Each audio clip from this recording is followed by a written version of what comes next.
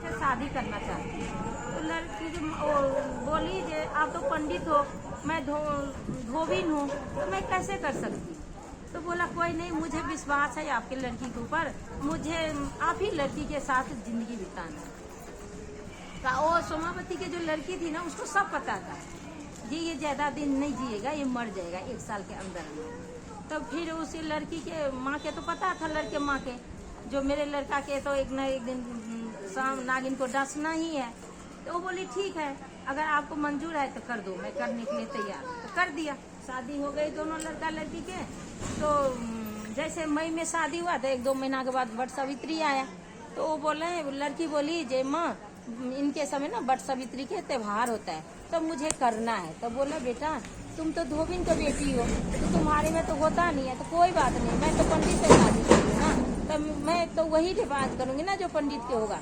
तो बोला ठीक है, तो तू बता दे। तो बता दिया जो मेरे लिए बियन, चंगेरी, ये ओकरी, ये सब खरीद दो, मैं पूजा करूंगी। उसके माँ ने खरीद दिया, बरगद के पेड़ पर गई, वहाँ पूजा करने लगी। और उसके पीछे उसके पति खड़ा हो गया। जब वो पूजा कर रही थी तो उसके पति अकेले वहाँ खड़ा था, उनके पत्नी अपन पूजा कर रही थी।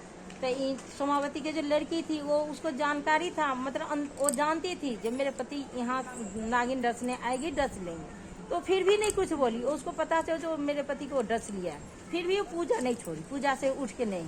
उसके पति को नागिन ने डस लिया, नाग ने डस लिया, वो उसके पति वहीं गिर गया, मर गया। और नाग जो जा रहे थे ना इधर से, उसके जो पैर के तर में मटका है पानी वाला, वहाँ जाके वो फंस गया।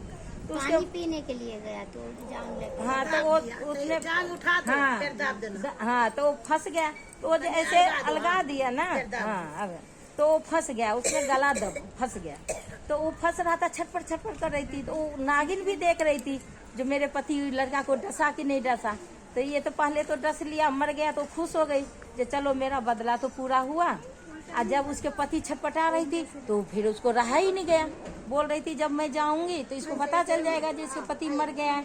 तो फिर उसको रहा ही नहीं गया। फिर आके बोली जो तुमने मेरे पति को दबा रखा है पानी के अंदर, तो मेरे पति को कष्ट हो रहा है, मर जाएंगे, छोड़ दो। तो बोला ऐसे कैसे छोड़ दो, तुम मेरे पति को पहले जिंदा कर दे, फिर तुम्हारे पति के छोड़ूंगी, पहले आप मोर दे दो, फिर बोर ले लेना। तो बोली ऐसा तो हो नहीं सकता, क्योंकि तेरे सास ने मेरे बहुत बच्चे को मार दिया है, मेरे एक भी संतान नहीं है तेरे सास के लिए। तो कर कोई नहीं, अब तुम्हारे मेरे पति नहीं है तो तुम्हारे पति भी नहीं मिलेंगे। तो बोला दे नहीं तुम छोड़ दो। तो बोला नहीं छोड़ूंगी, जो करना है कर ले, मगर छोड़ूंगी नहीं। तो फिर वो बाद में हार गई। फिर हार के बोली जो ठीक है, क्या वर मांगती है।